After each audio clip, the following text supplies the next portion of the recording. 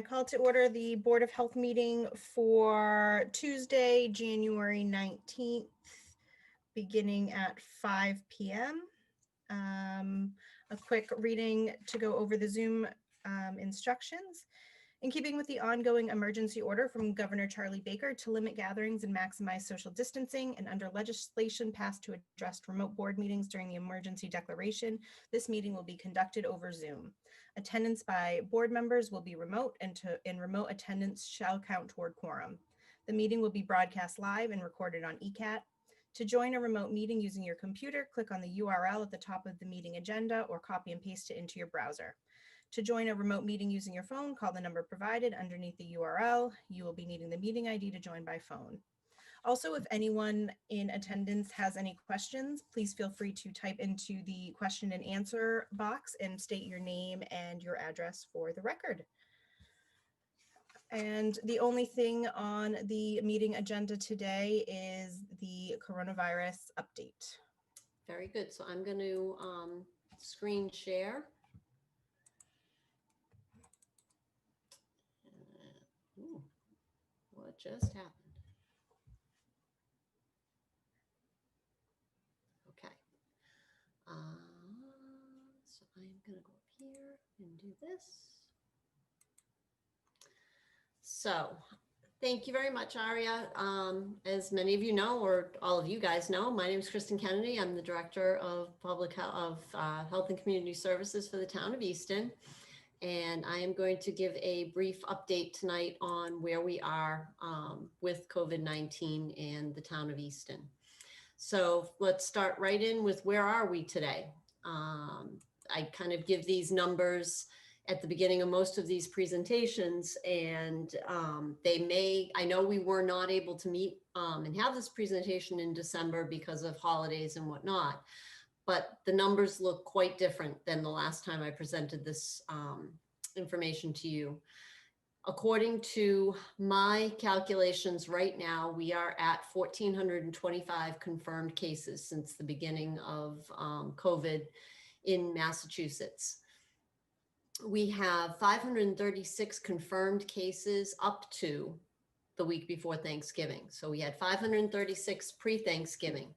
In the past 8 weeks, we have had an additional 889 cases.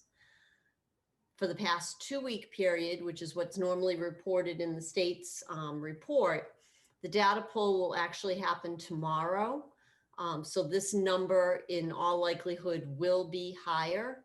When I run the report today, we have 267 cases reporting as positive in Maven for the period between 1/3 and 1/16. Between today and tomorrow, there are tests probably that were conducted on the 16th whose results will get added into the system. So as you can see, we've had a busy couple of months with COVID in our community, as we have across the Commonwealth and across the country.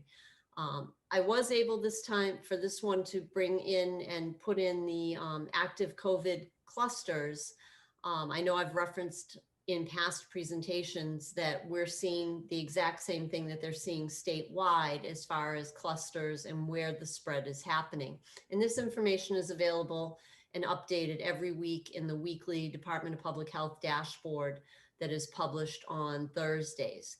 And as you can see, the majority of the cases are household spread.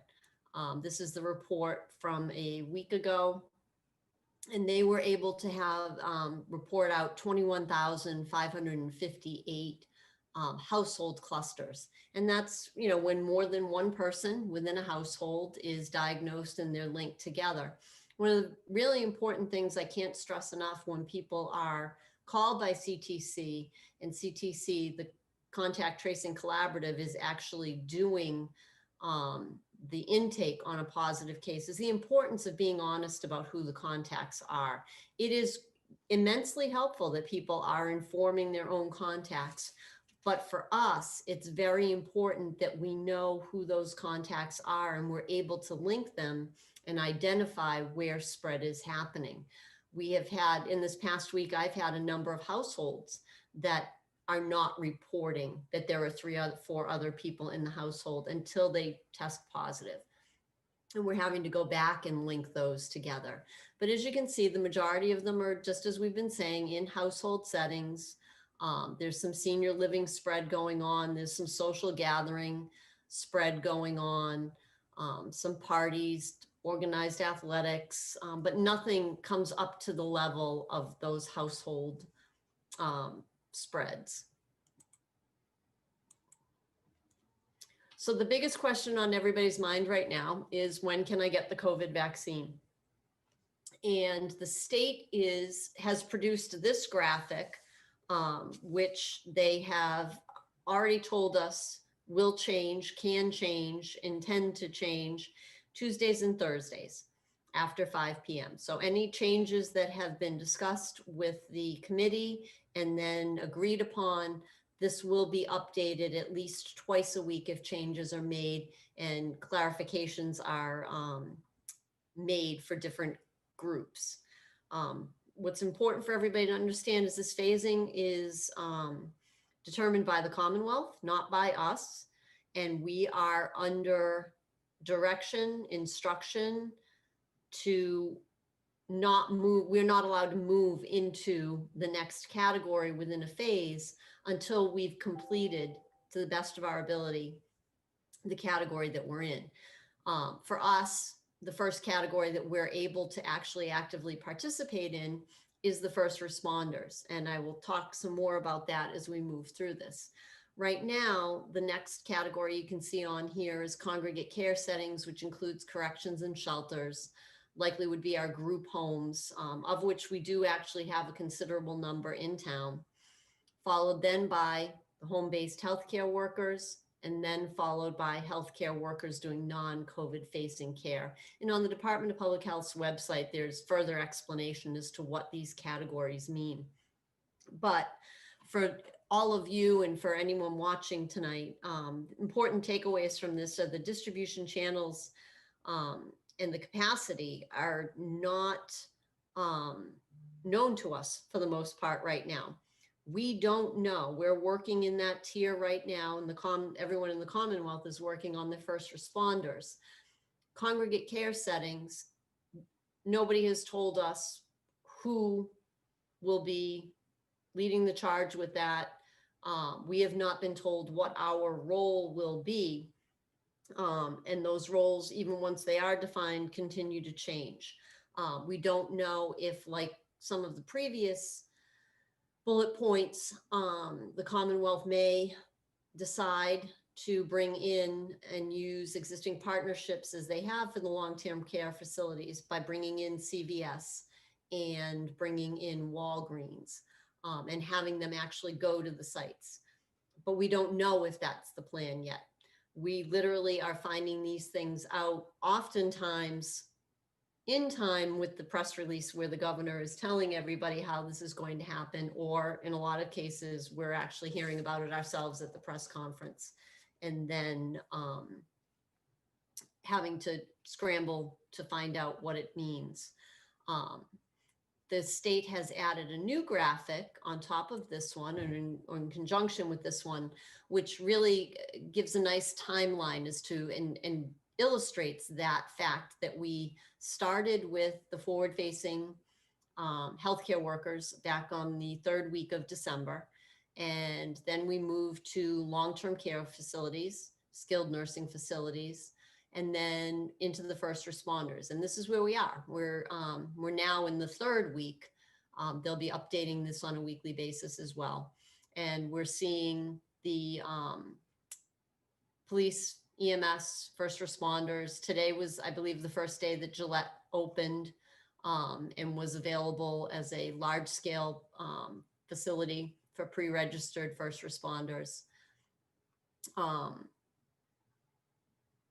As you can see from this, it's not looking like the previous slide has us February, which implies the very beginning of February, moving into phase 2. If you look at this one, this graphic, we're in the 3rd week right now, and we haven't definitively really moved into this congregate care, other than I believe some of the corrections and some of the larger facilities have started, but as far as our group homes, they're calling still. We don't know who's going to provide them with their vaccines and how that's all going to work. So the reality or the expectation that on February, the first week of February, we will be moving right into this group, this priority group of phase 2, I think is a little ambitious. I don't know that we're actually going to be there, but we will continue to do what we can to make sure that we are ready. And in the spirit of that, this past weekend, we began testing our own internal systems. The town ran its first responder clinic using town personnel under the direction of our medical director.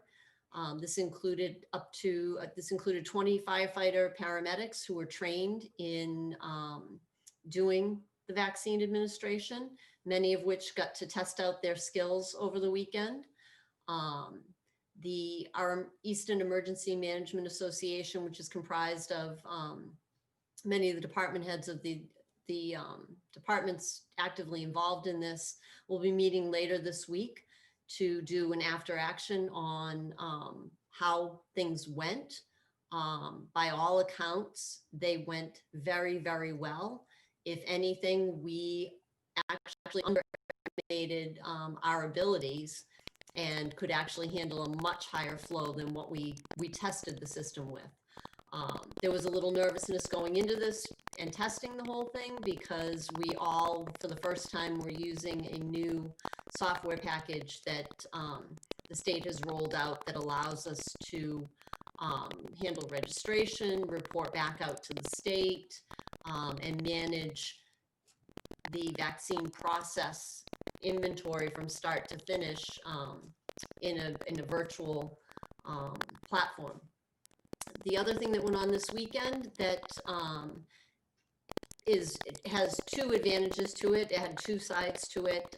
We did a community drive-through testing site.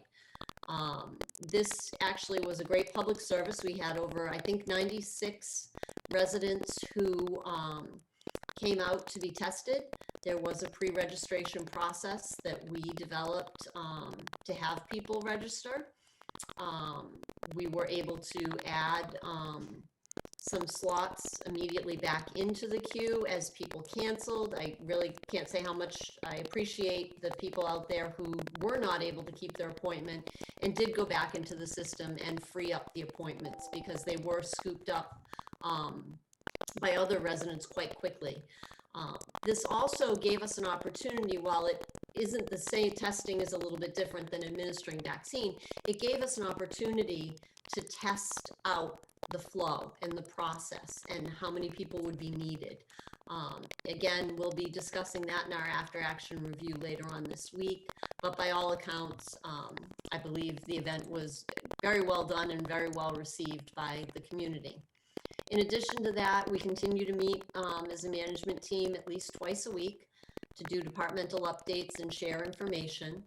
The Board of Health staff continues to meet daily with Easton Public Schools to go over cases and make sure that information is being going back and forth that is correct.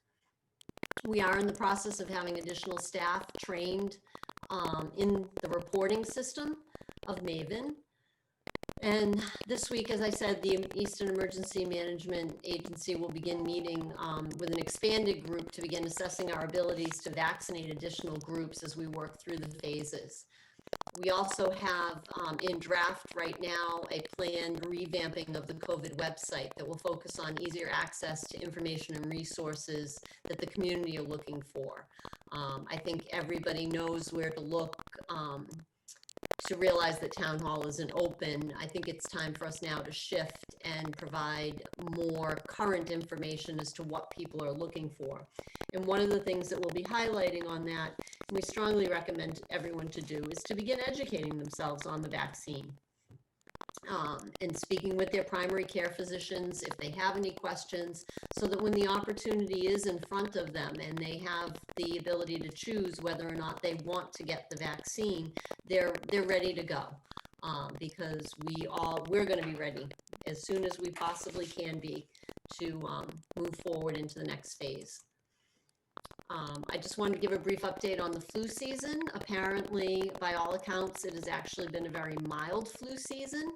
And we're not sure whether or not that has something to do with the efforts on the front end of this top bullet point message that was because of the pandemic.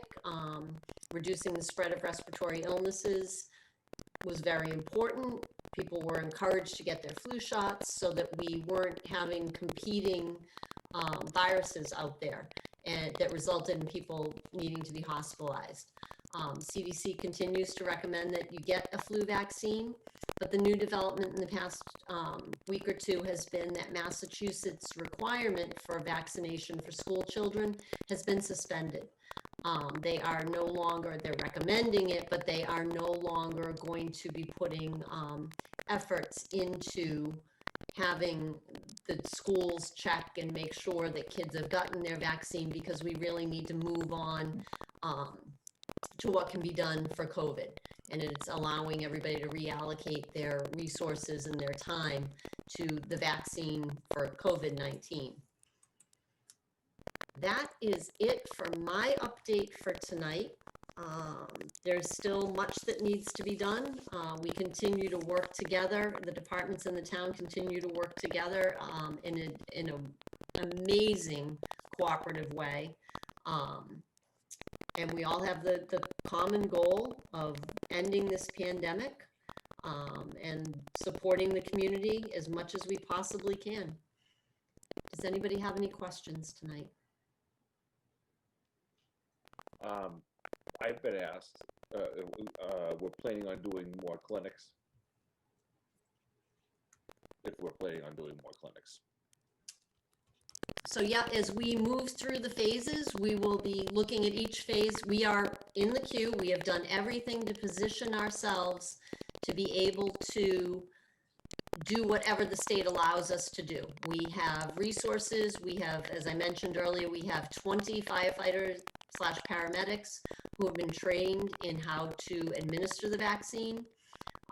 We are testing our capacity this past weekend, going into next week, using our first responders as our priority group to figure out how fast we can move people through. It is our intention to provide, as always, the best service we possibly can to the residents of Easton.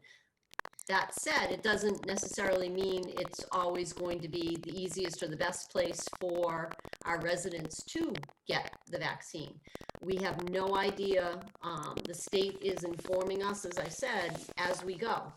They may decide that in the beginning of phase 2, we're dealing with people who, as a priority, who have 2 morbidities and or over 75. They may make vaccine available to their primary care physicians, and that may be the most effective way for people, or most efficient way for people to get their vaccine if they're in that group. Will we be planning and hoping to be there to pick up for anybody who can't do that? Yes, we will. Will the state say it's all on the towns? We don't know. We honestly don't know right now.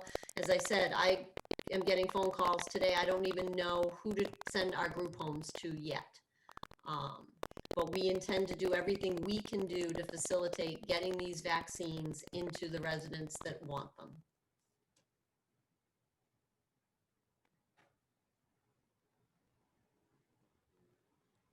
Well, I thought that the clinic went well on Sunday. That's for sure. I don't know what you guys thought, but we probably could have handled at least twice the load. Logistically, everything. I thought it went really, really smooth. For it being our first time using PrepMod, and for us actually conducting the registration process for the individuals in real time, which was the only real slowdown in the whole process.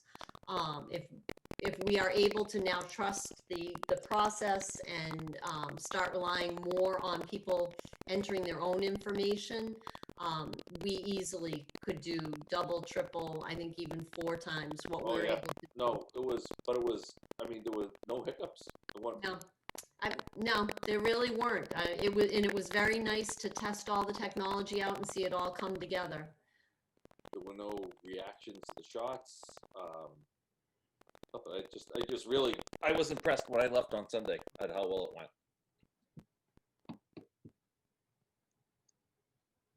That's all I got. All right, if there's nothing else, I make a motion to close this Board of Health meeting at 5:20 p.m. Second, All those in favor? Zayas, yes. Mills, yes. Thanks, guys. Thank you. Thank you, Kristen, for everything. Thanks, guys.